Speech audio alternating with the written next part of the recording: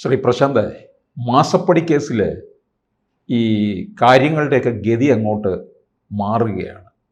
വീണ വിജയനിൽ നിന്ന് റിയാസിലേക്ക്, കെട്ടിയോൻ റിയാസിലേക്കാണ് കാര്യങ്ങൾ അങ്ങോട്ട് നീങ്ങുന്നത്.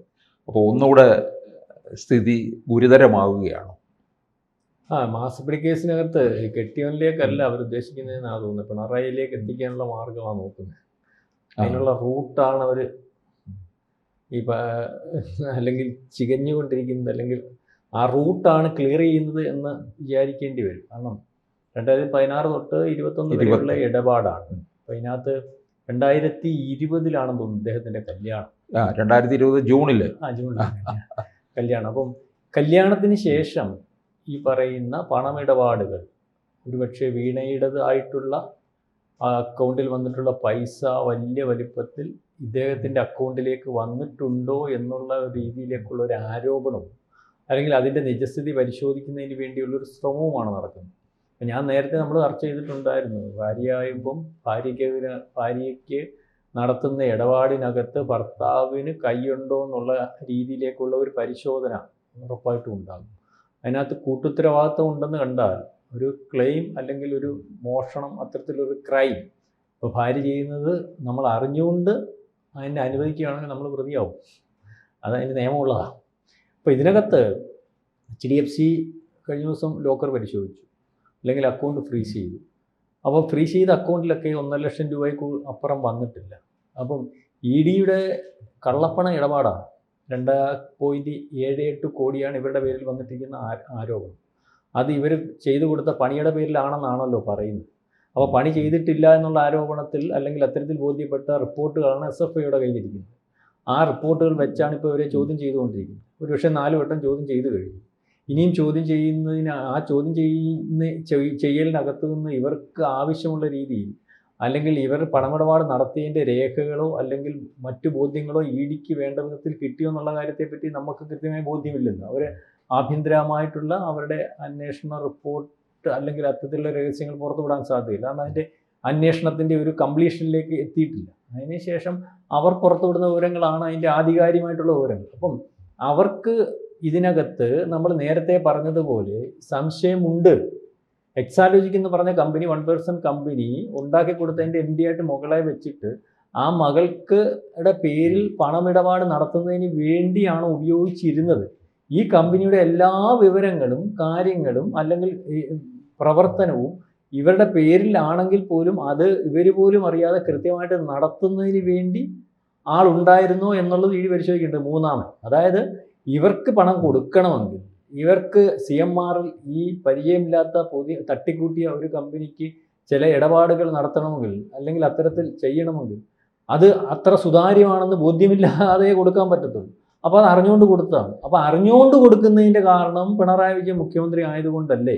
അല്ലെങ്കിൽ എന്തിനെ വീണ വിജയൻ എന്ന് പറയുന്ന ഒരാൾക്ക് കൊടുക്കേണ്ട കാര്യം? ഇത്രയും വലിയൊരു കമ്പനി ഇവരുമായിട്ട് എന്തെങ്കിലും അല്ലെങ്കിൽ കൊടുത്തേ ഒക്കത്തുള്ള ബാധ്യതയൊന്നുമില്ലല്ലോ. അപ്പം ഇതിനകത്ത് ഈ ED നമ്മൾ പലപ്പോഴും പറഞ്ഞു പിണറായി വിജയന് കുരുക്കാകുന്ന രീതിയിലേക്കുള്ള ഒരു അന്വേഷണം വരും.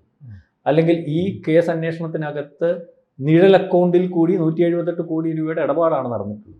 അതിനകത്ത് ഇതിനപ്പുറമുള്ള പലരെയും പരിശോധിക്കേണ്ടി വരും, അല്ലെങ്കിൽ ഇതിന് ശേഷമായിരിക്കും അതിൻ്റെ പരിശോധന ഉണ്ടാകുന്നത്. അപ്പം ഈ പരിശോധനയിൽ കൂടി ആണ് അതിൻ്റെ വ്യാപ്തിയും CMRൽ അകത്ത് നടന്നിരിക്കുന്ന അഴിമതി, ഒരുപക്ഷെ ഈ കള്ളപ്പണ ഇടപാടുകൾ നടക്കണമെങ്കിൽ കള്ളപ്പണം അതിനകത്ത് ഉണ്ടാകണമല്ലോ. കള്ളപ്പണം ഉണ്ടാകണമെങ്കിൽ CMRൽ ഒരു കമ്പനി നടത്തിയതിനകത്ത് അവർ കൊടുത്തിരിക്കുന്ന കണക്കും കാര്യങ്ങളും ബോധ്യം, അതിൻ്റെ വേണ്ടപ്പെട്ട ഒരു ടാക്സിനെയും മറ്റ് ഏജൻസികളെയും ഒക്കെ ബോധ്യപ്പെടുത്തിയിരിക്കുന്ന കണക്കുകൾക്കകത്ത് വ്യാജ കണക്കുകൾ ഉണ്ടാവും.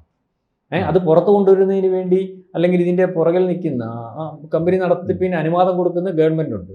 അല്ലെങ്കിൽ ഇതൊക്കെ ഉറ്റുനോക്കുന്ന, അതിനകത്ത് എന്നോട് പറയത്തില്ല ഈ പ്രതിപക്ഷത്തിൻ്റെ ജോലി എന്തുവാന്ന് ചോദിക്കുന്നത്. പ്രതിപക്ഷത്തിൻ്റെ ജോലി എന്ന് പറഞ്ഞാൽ ഈ നടത്തുന്ന കാര്യങ്ങൾ അല്ലെങ്കിൽ ഒരു ഗവൺമെൻറ് നടത്തുന്ന കാര്യങ്ങളും അല്ലെങ്കിൽ സമൂഹത്തിൽ നടക്കുന്ന കാര്യങ്ങളുമൊക്കെ ക്രമമായിട്ടാണോ അതോ ക്രമവിരുദ്ധമായിട്ടാണോ എന്നുള്ളതാണല്ലോ അതിനകത്ത്. അതുകൊണ്ട് തന്നെയാണല്ലോ ഇതിനകത്ത് ഇപ്പോൾ പരിശോധിക്കുമ്പോൾ വീണ വിജയൻ്റെ മകൾക്ക് പൈസ കൊടുത്തിട്ടുണ്ട്, പിണറായി വിജയൻ്റെ മകൾക്ക് പൈസ കൊടുത്തിട്ടുണ്ട് വീണ വിജയന്.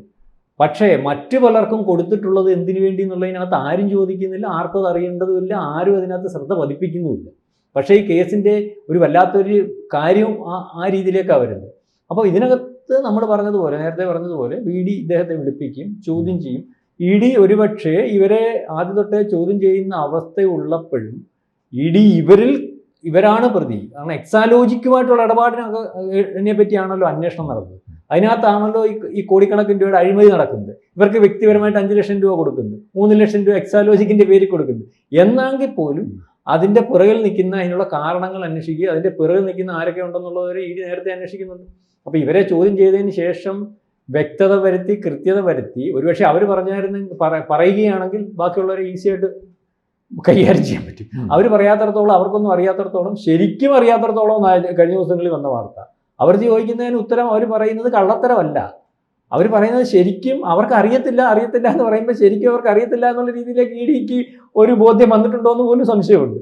അപ്പം ഇനിയിപ്പോൾ ED കണ്ടെത്തണം. ED കണ്ടെത്തിയേ ഒക്കത്തുള്ളൂ, അല്ലെങ്കിൽ കേസ് സാറേ പണ്ടാരം ഉടങ്ങി പോകും. നമ്മൾ പറയത്തില്ല, സാധാരണക്കാരൻ പറയുന്നത് പണ്ടാരം ഉടങ്ങി പോകും. കാരണം EDയുടെ കേസിനകത്ത് പ്രത്യേകത എന്ന് പറഞ്ഞാൽ ആരോപണം ഉണ്ടോ, 2,78,00,000 രൂപ കള്ളപ്പണമാണെന്നാണ് പറഞ്ഞിട്ടല്ലേ നിങ്ങൾ കേസ് എടുത്തേക്കുന്നത്. അതെ, നിങ്ങൾ ആ കേസ് എടുത്തതിനകത്ത് ഈ പൈസ എന്ത് ചെയ്യും? അവർ മേടിച്ചിട്ടുണ്ടെന്ന് പറയുന്നു. പൈസ എന്ത് ചെയ്യും? 2,78,00,000 രൂപ അവർ മേടിച്ചു, അതിന് കണക്കുണ്ട്, അതിന് ടാക്സ് അടച്ചിട്ടുണ്ട്.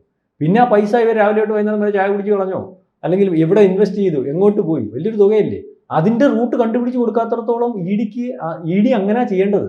EDക്ക് അങ്ങനെ ചെയ്യാൻ പറ്റും. അപ്പോൾ റിയാസ് ഇതിനകത്തൊരു കുറ്റവാളിയായി മാറുകയാണ്. അല്ല, റിയാസ് കുറ്റവാളിയാണോ മാറുകയാണെന്ന് ചോദിച്ചാൽ ഇവരുടെ പണം റിയാസിൻ്റെ അക്കൗണ്ടിൽ പോയിട്ടുണ്ടെങ്കിൽ കുറ്റവാളിയാവും. റിയാസാണ് ഈ പണം, ഈ പറയുന്നത് പോലെയുള്ള പണം വിനിയോഗിക്കാൻ, അല്ലെങ്കിൽ മറ്റു പലയിടങ്ങളിലും, അല്ലെങ്കിൽ മറ്റ് എങ്ങും സാധ്യതയില്ലാത്ത, അല്ലെങ്കിൽ എവിടെ കൊണ്ടിട്ടാലും, അല്ലെങ്കിൽ മറ്റ് ചോദ്യവും അതിൻ്റെ പുറകിൽ അന്വേഷണവും ഒക്കെ വരുമെന്ന് കണ്ടുകൊണ്ട് വളരെ കൃത്യമായിട്ട് ചെയ്തിരിക്കുന്ന ഒരു സമയത്ത് ഇയാളിൽ കൂടിയാണ് അത് കൈമാറ്റം ചെയ്തിരിക്കുന്നത്, കൈകാര്യം ചെയ്തിരിക്കുന്നത് എന്നാൽ കുറ്റവാളിയല്ലേ? കാരണം ഈ പണം നേരാൻ വണ്ണമുള്ള പണമല്ലല്ലോ. സാറ് സർക്കാർ അല്ലെങ്കിൽ സ്കൂളിൽ ജോലി ചെയ്യുമ്പോൾ മാസം ശമ്പളം കിട്ടുന്നതിൻ്റെ പോലെയുള്ള പണമല്ലല്ലോ. ഇത് ഇല്ലാത്ത ജോലി ചെയ്തെന്നും പറഞ്ഞുകൊണ്ട് കൊടുത്തിരിക്കുന്നതെന്നും പറഞ്ഞുകൊണ്ടാണ് ഇതിൻ്റെ ആരോപണം. ഇവരുടെ എല്ലാം പരിശോധിക്കുമ്പോൾ ഇവർക്ക് അത് കൈകാര്യം ചെയ്യാൻ പറ്റുന്ന ഒരു അവസ്ഥ ഇല്ല എന്ന് പറയുന്നു. ഇവർക്ക് അതിനെപ്പറ്റി വലിയ ബോധ്യമില്ല എന്ന് പറയുന്നു. ഇവർക്ക് ഇത്തരത്തിലൊരു കമ്പനി നടത്താൻ അല്ലെങ്കിൽ MD ആയിട്ടിരിക്കാൻ യോഗ്യതയില്ല എന്ന് കണ്ടെത്തുന്നു. അല്ലെങ്കിൽ ഇത്തരത്തിലൊരു ബാലിശമായ കമ്പനിക്ക് CMR പോലും ഉള്ള സീനിയോറിറ്റി ഉള്ള ഒരു ഇടത്ത് നിന്ന് ഇത്തരത്തിൽ ഒരു ഇടപാട് കൊടുക്കേണ്ട കാര്യമില്ലെന്ന് പറയുന്നു. മാത്രവുമല്ല, ഇവർക്ക് 8 ലക്ഷം രൂപ വീതം കോലം എല്ലാ മാസവും കൊടുത്തുകൊണ്ടിരിക്കുന്നിടത്തും 2.78 കോടി രൂപ കൊടുക്കേണ്ടിടത്തും ഒരു 3 ലക്ഷം രൂപയായി കൊടുത്താൽ വലിയ കമ്പനികൾ ഈ പറയുന്ന ജോലി വളരെ കൃത്യമായിട്ട് ചെയ്തു കൊടുക്കും. അപ്പോൾ ഇത്രയും കോടി രൂപ എന്തിനാണ് കൊടുത്തത്? പിന്നെ ഇവർക്ക് അവിടുന്ന് പറയുന്ന ഇവരുമായിട്ട് ബന്ധപ്പെട്ട ഒരു കമ്പനി ലോൺ കൊടുത്തിട്ടുണ്ട്, അത് 50 ലക്ഷം രൂപയാണ് കൊടുത്തിരിക്കുന്നത്. അപ്പം ആ 50 ലക്ഷം രൂപയ്ക്ക് അത് 4 ലക്ഷം രൂപ അടച്ചിട്ടുള്ളൂ. ഈ 4 ലക്ഷം രൂപ മാത്രം അടയ്ക്കുന്ന ഇടം ഉണ്ടായിട്ട് പോലും ഇവരുടെ വലിയൊരു ചോദ്യമില്ല. അപ്പോൾ എന്താ ചോദിക്കാത്തത്? വേറെ ആരെങ്കിലും ചോദിക്കത്തില്ലേ? പണം തിരിച്ചടപ്പിക്കത്തില്ലേ? മാത്രമല്ലെങ്കിൽ വേറെ ആർക്കെങ്കിലും ആണെങ്കിൽ ഇങ്ങനെ കടം കൊടുക്കുന്ന ഒരു അവസ്ഥ CMRന്റെ ഭാഗമായിട്ടിരിക്കുന്ന കമ്പനിക്ക് ഉണ്ടാകും. അപ്പോൾ ഈ രീതിയിലുള്ള കാര്യങ്ങൾ വരുന്നുണ്ട്. അപ്പം ED ലക്ഷ്യം വെച്ചിരിക്കുന്ന അത്, അല്ലെങ്കിൽ ED നോട്ടമിട്ടിരിക്കുന്ന, EDക്ക് വ്യക്തത വരുത്തുന്നതിന്, അല്ലെങ്കിൽ ഈ കേസ് പൂർണ്ണാർത്ഥത്തിൽ പോകുന്നതിന്, ഒരുപക്ഷെ ഇവരെ പ്രതിയാക്കുന്നതിന് ഒക്കെ വിശാലമായിട്ടുള്ള അന്വേഷണം വേണ്ടി വരും. അതിന് റിയാസിലേക്ക് പോകുന്നു. റിയാസിൽ നിന്ന് മുഖ്യമന്ത്രിയിലേക്ക് ഉള്ള റൂട്ടാണോ അവർ കറക്റ്റ് ചെയ്യുന്നത് എന്ന് നമ്മൾ ചിന്തിക്കേണ്ടിയിരിക്കും. അപ്പോൾ കാര്യങ്ങളുടെ ഗതി മാറുന്നു എന്ന് സാരം. കൂടുതൽ വാർത്തകളും വിശേഷങ്ങളും നിങ്ങളിലേക്ക് എത്താൻ ABC മലയാളം സബ്സ്ക്രൈബ് ചെയ്യുക, ബെൽ ബട്ടണും അമർത്തുക.